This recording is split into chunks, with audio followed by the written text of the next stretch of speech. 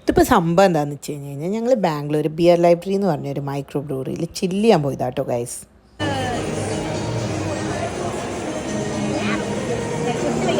ഇഷ്ടമായി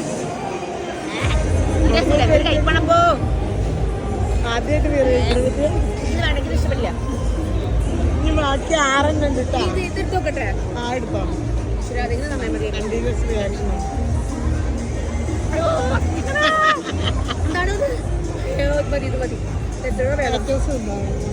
ഇപ്പോൾ ഇതേ കണ്ടില്ലേ, ഇതാണ് ഇവിടുത്തെ അവസ്ഥ. പിന്നെ ഇവരുടെ ആംബിയൻസ് ഒക്കെ അടിപൊളിയായിരുന്നു. ചെറുതായി മഴയൊക്കെ പെയ്ത് നല്ല ലൈറ്റിംഗ് ഒക്കെ ആയിട്ട് ആംബിയൻസ് പൊളിയായിരുന്നു കേട്ടോ.